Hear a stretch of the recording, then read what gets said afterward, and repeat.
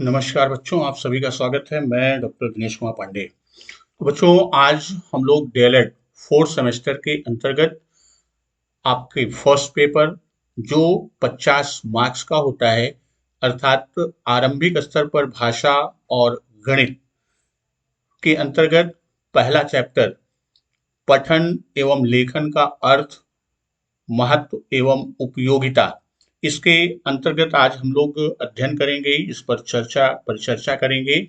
और आज का जो टॉपिक है जिस पर हम लोग अध्ययन करेंगे, पठन का अर्थ, मुद्रा भाव पठन क्या है, दृश्य पठन क्या है, अभिनय और चित्र पठन, और विभिन्न पठन माध्यमों के द्वारा बच्चों में किन किन गुणों का विकास हो सकता है, इसके बारे में हम लोग अध्ययन और चर्चा करेंगे। जो बच्चे अभी चैनल पर नए हैं तो उनको बता दें कि यूपी टेट और सुपर टेट से संबंधित हिंदी और सीडीपी की क्लास का वीडियो आपको मिल जाएगा, सारे लेक्चर्स हैं और उनसे संबंधित मॉक टेस्ट भी आपको चैनल पर उपलब्ध हो जाएगा, उपलब्ध है। और जो अभी चैनल पर नए हैं तो वो चैनल को सब्सक्राइब कर दें और बेल आइकन को पुश कर दें, जिससे सारी नोटिफिकेशन उनको मिलती रहे।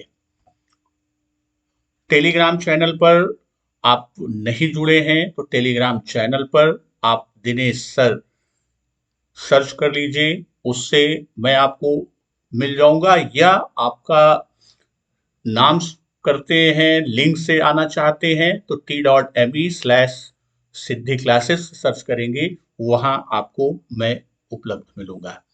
चलते हैं सीधे आज के टॉपिक की तरफ।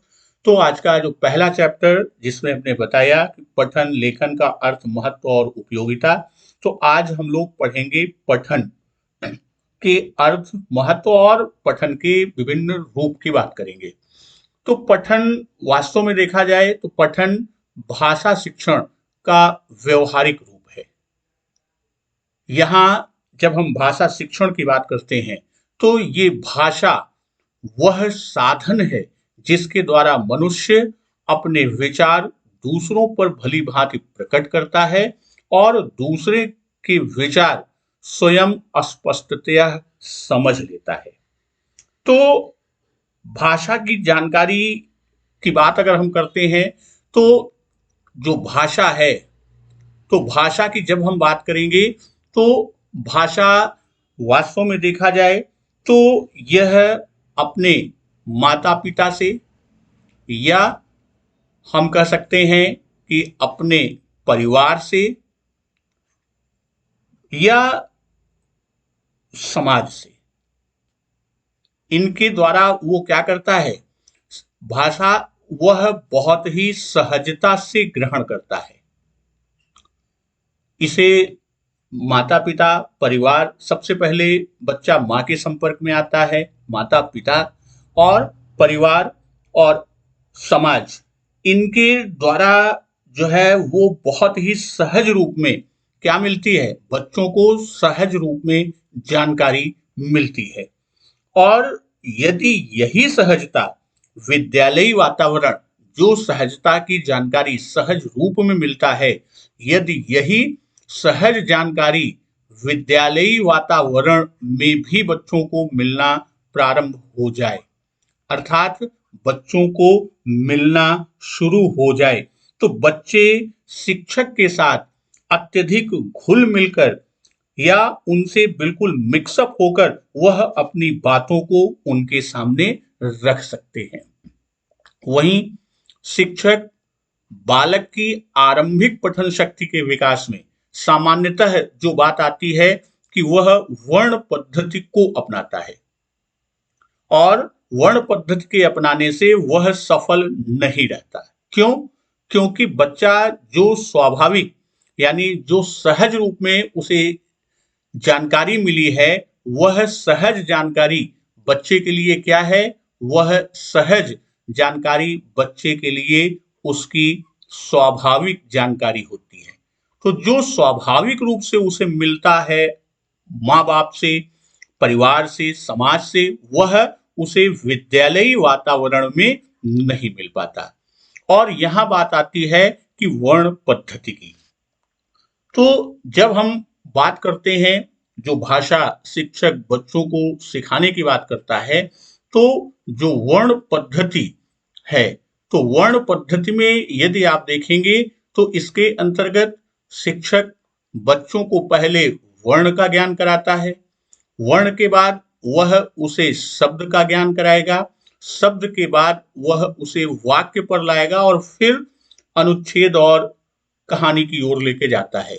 तो ये जो क्रम है, ये क्रम जो चलता है, ये वर्ण पद्धति की बात करता है। वर्ण पद्धति में जैसे बच्चे को हमें कमल के फूल के बारे में बताना है, तो अब यहां उसे क से कमल नहीं बताना है, का की जानकारी देना है, तो का से कमल की जानकारी नहीं देना है। क्यों? क्योंकि अब बच्चा स्वाभाविक रूप में यदि आप देखें तो बच्चा आता है जो माता पिता से, यानी अपने मानव अभिभावक से, परिवार से, समाज से वह सीख कर आया है, तो वह अपनी बातों को जो व्यक्त करता है, यानी बच्चे की जो अभिव्यक्ति है, बच्चे की अभिव्यक्ति किस रूप में हो रही है? बच्चे की अभिव्यक्ति वाक्य के रूप में हो रही है। पूर्णतः शुद्ध नहीं होगा, फिर भी वह वाक्य के रूप में। तो इसीलिए जो आधुनिक भाषा मनोवैज्ञानिक हैं, भाषाविद हैं, भाषा के जानने वाले हैं, तो उन्होंने कहा कि अब जो क्रम चलता है, वाक्य से हम ले आए किस पर? शब्द, और शब्द से ले आए किस पर? वर्ण पर। अब यहां दो चीजें जाननी आवश्यक है। जब हम पठन की बात करते हैं तो यहां दो चीजें, सामान्य रूप में हम आप कौशल की बात करते हैं। हम आप किसकी बात करते हैं? कौशल। तो जो हमारा भाषाई कौशल है, तो भाषाई कौशल की जब हम बात करते हैं, तो भाषाई कौशल में चार प्रमुख कौशल हमारे हैं। कौन कौन से? पहला है हमारा सुनना, दूसरा बोलना, और तीसरा है पढ़ना, और चौथा है लिखना। तो हमारा जो आज का पाठ है वह किससे संबंधित है? पढ़ना। तो पढ़ने की जब हम बात करते हैं, तो पढ़ने के क्रम में अगर आप बात करेंगे तो इसमें आपका जो रूप निकल के आएगा वह इस रूप में आएगा कि आप इसको देखेंगे तो यहां पढ़ने के पहले दो कौशल, सुनना, और दूसरी तरफ अगर आप ये देखेंगे कि जब आप बात करते हैं किसकी? सुनना और बोलना, तो ये दो जो बच्चे का कौशल है, यह विद्यालय आने के पहले उसमें विकसित हो चुका होता है। हमको आपको उसे और परिवर्धित करना होता है, यानी जो बच्चे के अंदर इससे संबंधित विकास है, उसे हमें आपको क्या करना है? हमको आपको उसे परिष्कृत करना है, उसे परिमार्जित करना है। और पढ़ना के पहले यहां सुनना, बोलना है, पढ़ना और लिखना। तो यहां एक और बात आती है कि आप सबसे पहले बच्चे को क्या करेंगे? बच्चे को पहचानना, अर्थात आइडेंटिफिकेशन की बात करेंगे। तो यहां जब हम आइडेंटिफिकेशन की बात करेंगे, तो आइडेंटिफिकेशन में किस चीज का आइडेंटिफिकेशन? ये जब हम वर्ण की बात करते हैं, तो वर्ण में दो चीजें, एक आपका मूल, जब हम भाषा की मूल इकाई की बात करते हैं तो वह ध्वनि है, और दूसरी तरफ जो हम संकेत की बात करते हैं वह वर्ण का लिखित रूप। तो अब जो पहचान करनी है बच्चे को, उसे पहचान किसकी करनी है? संकेत की और ध्वनि की। और इन दोनों के मध्य उसे क्या करना है? इन दोनों के मध्य सह सामंजस्य बनाना है, इनको आपस में सह संबंधित करना है, इनको कोरिलेट करना है। तो यहां अब के जो भाषाविद हैं उन्होंने कहा कि वाक्य से वर्ण की ओर जाते हैं, और इसे उन्होंने कहा कि यह क्या है? यह वाक्य पद्धति है। तो यहां यही चीज कि अब शिक्षक को पहले वाक्य, फिर शब्द और शब्द से वर्ण की ओर चलना चाहिए। अब बात करते हैं पठन के अर्थ की। तो पठन की जब हम बात करते हैं, किसी वाक्य या शब्द को अर्थबोध व भाव को ग्रहण करते हुए पढ़ना क्या है? वह आपका पठन है। अक्षरों, शब्दों से जुड़ी ध्वनियां निकालने के साथ साथ लिखित वस्तु का अर्थ भी समझना। इसका आशय क्या हुआ? जो आपका लिखा है, किसी वाक्य या शब्द को अर्थबोध व भाव को ग्रहण करते हुए पढ़ना, तो अब इसका जो हम दूसरा रूप समझ सकते हैं कि अक्षरों, शब्दों से जुड़ी ध्वनियां निकालने के साथ साथ लिखित वस्तु का अर्थ भी समझना। अब यहां इनके बारे में, जैसे बच्चे को श्यामपट पर आप कोई चित्र बना दीजिए। मान लीजिए श्यामपट पर एक चित्र हमने बना दिया, किसका? पत्ती का, एक पत्ती का, और ये इससे बच्चा क्या है? इससे बच्चा परिचित है। अब यह चित्र ना बना दिया, हम वास्तविक पत्ती बच्चे के सामने रख दें।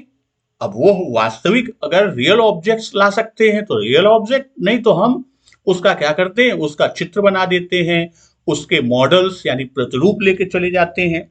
जो भी स्थिति है, अगर नहीं वास्तविक है तो हम श्यामपट पर चित्र। अब उस चित्र से बच्चों पर आप पूछेंगे कि बच्चों क्या है, किस चीज का चित्र है?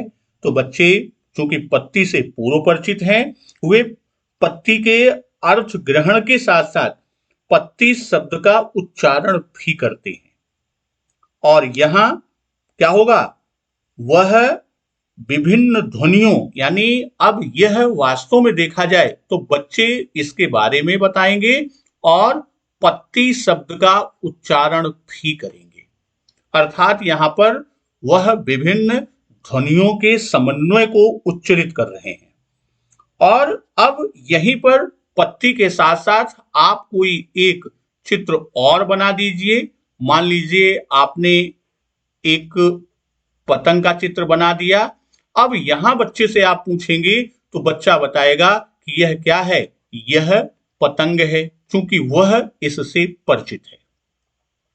अब यहां पर दोनों में एक ध्वनि क्या हुई? दोनों में एक ध्वनि कॉमन है। जैसे यहां हम कह दें कि यहां पा और यहां पर भी पा।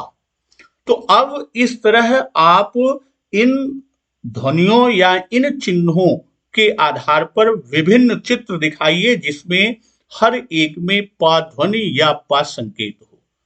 तो इस आधार पर फिर आप उसको अलग से पा लिख कर पूछेंगे तो वह पहचान लेगा। जब अगर लिखा हुआ है पत्ती, पतंग, पलंग, पैसा, तो उसमें हर एक में वह पा की पहचान करेगा। अर्थात जो चिन्ह है, प्रतीक है, उसमें और ध्वनि में वह समन्वय बैठाएगा। और इसी पर कहता है कि पठन की प्रक्रिया पूर्ण से अंश की ओर पद्धति पर आधारित है। अब इसको हम इस तरह से समझते हैं कि जैसे पठन की प्रक्रिया की बात कहा तो वह किधर से किधर की ओर चलता है? पूर्ण से अंश की ओर। अब जैसे वाक्य क्या है? वाक्य पूर्ण है और वाक्य का अंश, छोटा अंश क्या है? ध्वनि या वर्ण है। वर्ण या ध्वनि, तो हम किधर से किधर की ओर चलते हैं? पूर्ण से अंश की ओर या वाक्य से वर्ण या ध्वनि की ओर। अब जैसे हमने अभी उदाहरण पत्ती का दिया, तो अब इस जो हमारी ये क्या है? ये हमारी पद्धति है, हमारी विधि है, शिक्षण विधि, शिक्षण पद्धति है। तो अब जैसे हमने उदाहरण दिया कि बच्चे को हम एक पत्ती दिखा दें और उससे यह बताएं कि इस पत्ती में एक सीधी रेखा है, एक ऊपर की ओर जाती हुई, एक नीचे की ओर जाती हुई, एक ऊपर जाके नीचे की ओर झुकती हुई, एक नीचे जाते हुए ऊपर की ओर झुकती हुई, यानी 5 प्रकार की रेखाएं। कितनी? 5 रेखाएं हैं। एक स्थिति है। दूसरी स्थिति में कह दें कि एक सीधी रेखा है, एक ऊपर जाती हुई, एक नीचे आती हुई, एक ऊपर जाके नीचे झुकती हुई, नीचे जाते हुए ऊपर झुकती हुई। और इससे कहें कि इससे क्या चित्र बनेगा, और बाद में बच्चे को बताएं कि इससे क्या बनेगा, इससे पत्ती बनेगा। तो अब आप स्वयं सोचिए कि यह पहली विधा या दूसरी विधा, कौन सी विधा सहज होगी। तो स्वाभाविक है कि आपका उत्तर या सभी का उत्तर आएगा कि जो पहली विधा है यह विधा सहज है, यानी यह सहज रूप में होगा, बच्चों को सीखने में सरल होगा, और या ये कह दें कि यह उसकी स्वाभाविक प्रक्रिया में होगा। जैसे एक उदाहरण मैं दे रहा हूं, पंखा है। पंखा के सारे पार्ट्स को लाके आपके सामने रख दें। अब ये हम आपके सामने प्रश्न रख रहे हैं, पंखे के सारे पार्ट्स को रख दें और आपको बता दें कि इसका पर है, इसका कंडेंसर है, इसका ये वाला बॉल बेयरिंग है, इसका ये बेयरिंग है, ये इसका स्टैंड है, ये इसके नट हैं। तो अब आपसे कहा जाए पंखे को असेंबल करिए, तो स्वाभाविक है कि हमारे आपके सम्मुख एक समस्या उत्पन्न होगी। वहीं दूसरी तरफ यानी पहली विधा में हम चलें, पंखा खोल के रखा गया और उसके एक एक पार्ट को हम अलग करते हैं और फिर से सारे पार्ट आपको दिए जाएं, तो स्वाभाविक है कि जैसे उसके पार्ट्स को अलग किया गया, आप उसी क्रम में उसके पार्ट को क्या करेंगे, असेंबल भी कर देंगे। तो ये आपका क्या है, यह दिखाता है कि पूर्ण से अंश की ओर यह हमारा पठन पद्धति आगे चलती है। अब पठन में मुख्यतः 2 तथ्य समाहित हैं। वो 2 तथ्य क्या हैं?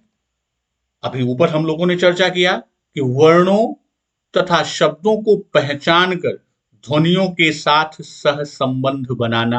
अभी हमने जैसा बताया कि वर्ण और ध्वनि, इनके मध्य क्या करना है, सह संबंध स्थापित करना, और उपयुक्त गति से मौन या व्यक्त पठन करते समय पठित सामग्री का पूर्व पर संबंध जोड़ते हुए अर्थ ग्रहण करना। अब यहां 2 शब्द आया, मौन और व्यक्त पठन। अभी जब हम लोग पठन के प्रकार में चलेंगे तो मौन पठन और सस्वर पठन पढ़ेंगे, फिर उसके भी भेद में हम चलेंगे। तो यहां इतना कि सामान्य रूप में जब वह किसमें, वर्ण में और ध्वनि के साथ सह संबंध स्थापित कर उपयुक्त गति से मौन या व्यक्त अर्थात सस्वर करते समय पठित सामग्री का पूर्व पर संबंध, यानी जो पहले है उससे जोड़ते हुए वह अर्थ को ग्रहण करे। विचारकों और भाषाविदों ने पढ़ने के संदर्भ में अपने मत कुछ इस प्रकार से प्रस्तुत किए। जैसे पहला, लिखे हुए से अर्थ गढ़ना ही पढ़ना है। तो यहां लिखे हुए से अर्थ गढ़ना ही पढ़ना है, अर्थात क्या करता है, बच्चा भाव समझ कर पढ़ता है। तो यह भाव समझ कर पठन ही क्या है, वास्तव में पढ़ना है। पढ़ने का अर्थ है लिखे हुए धारणाओं को गढ़ना और साथ ही विचारों को आपस में जोड़ पाना और उन्हें अपनी स्मृति में रखना। अर्थात लिखी हुए धारणाओं को गढ़ना, यानी जो लिखा हुआ है, जैसे यहां थोड़ा सा लिखा होता है 2 लाइन, फिर उसकी व्याख्या आप, हम या कोई भी वह अपने रूप में करता है, यानी वह धारणाओं को गढ़ता है और अपने विचारों को इस प्रकार से उससे जोड़ता है कि वह अपने स्मृति चिन्ह के रूप में अस्थायी रख लेता है। लिखे हुए के अर्थ को समझकर अपना दृष्टिकोण बनाना या अपनी स्वयं की समझ विकसित करना। तो यहां कहने का आशय है कि केवल यहां वर्णमाला की पहचान ही नहीं, कि बच्चे को वर्णमाला की पहचान करा दिया और उसके आधार पर उसे शब्द और वाक्य को बोल लिया, अर्थात उसको उच्चरित कर दिया, तो उसको बोलना ही पढ़ना नहीं, बल्कि इसके इतर वह क्या है कि अर्थ को समझकर अपना दृष्टिकोण बनाना और अपनी समझ, स्वयं की समझ, समझ ही नहीं बल्कि स्वयं की समझ को विकसित करना होता है। लिखे हुए के साथ संवाद करना और अपने अनुभवों एवं समझ के सांचे में लिखे हुए को ढालना, अर्थात शब्द के जो भाग हैं, तो शब्द के भाग करके बोलना पढ़ना नहीं है। जो शब्द है, अगर शब्द को क्या करते हैं, शब्द को टुकड़ों में करके पढ़ते हैं तो वह पठन नहीं है, बल्कि उसके स्थान पर क्या है कि लिखे हुए के साथ संवाद, यानी एक साथ बोलना अपने अनुभव और समझ के सांचे में, यानी जो उसने सह संबंध किसके किसके मध्य बनाया, ध्वनि और प्रतीक के बीच, उनके उसी समझ के आधार पर क्या करना, अपनी समझ को विकसित करना या लिखे हुए को ढालना। पढ़ना एक एकाकी प्रक्रिया नहीं है, अर्थात यह एकाकी प्रक्रिया नहीं। क्यों? क्योंकि इसमें अक्षरों की आकृति, उनसे जुड़ी ध्वनि, वाक्य विन्यास, शब्द, वाक्य के अर्थ, अनुमान आदि, इन सभी कौशलों का इसमें सम्मिलन होता है, इसमें समाहित होता है, इसलिए यह एकाकी प्रक्रिया नहीं है। और अंत में लिखी हुई जानकारियों या संकेतांकों को ग्रहण करना या संकेतों को ग्रहण करना, उसके अर्थ को ग्राह्य करना। तो यहां पढ़ने की ये बहुत ही महत्वपूर्ण है, पढ़ने की परिप्रेक्ष्य में, कि अगर वह लिखी हुई जानकारी या संकेतों के अर्थ को ग्रहण नहीं कर पाता तो वह पठन पठन नहीं है। वास्तव में पठन की बात करें या वाचन, इसके दो प्रमुख आधार होते हैं, एक वाचन मुद्रा और एक वाचन शैली। तो वाचन मुद्रा, तो वाचन मुद्रा से हमारा आपका आशय होता है कि बैठने, खड़े होने, वाचन सामग्री को हाथ में पकड़ने और भावों के अनुकूल हमारे हाव भाव, अर्थात आंख, हाथ और अंगों का संचालन करने से है। कि पता चला कि आप करुण रस का वाचन कर रहे हैं और वीर रस में आप अपनी मुख मुद्रा बनाए हैं। तो यहां वाचन मुद्रा का भी बहुत बड़ा पठन या वाचन में अर्थ होता है। दूसरा है शैली। तो वाचन शैली का आशय जो है कि कंठ साध कर भाव के अनुसार उचित उतार चढ़ाव के साथ पढ़ना, वह क्या है, वाचन शैली। और उचित वाचन मुद्रा के साथ जो व्यक्ति वाचन सामग्री को अब भावों के अनुसार अंगों को संचालित करते हुए पढ़ता है, या जो इस तरह का पाठ करता है, वाचन करता है, पठन करता है, तो वह श्रोताओं को बरबस, यानी न चाहते हुए भी श्रोता उसकी ओर उन्मुख हो जाते हैं, उधर आकृष्ट हो जाते हैं।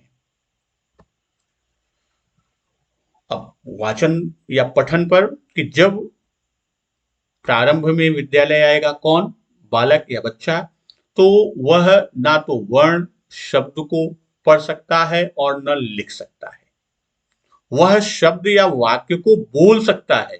अतः बच्चे से पहले हम क्या कराएं, मुद्रा भाव, दृश्य पठन आदि का अभ्यास कराएं।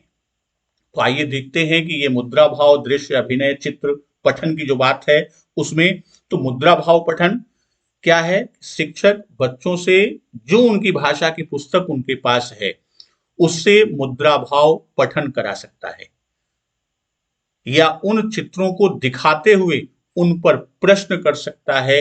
यह मुद्रा भाव पठन की बात करता है।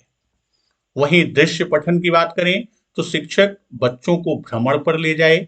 अब ये नहीं कि बहुत दूर, आप जैसे ग्रामीण अंचल में शिक्षण कार्य कर रहे हैं तो ग्रामीण अंचल में बहुत सारे दृश्य ऐसे हैं जिस पर बच्चों के व्यू, और वह उनका क्या है, शिक्षण की एक विधा, एक पद्धति है ये भी, कि आपको ज्ञात से अज्ञात की ओर लेके जाना है।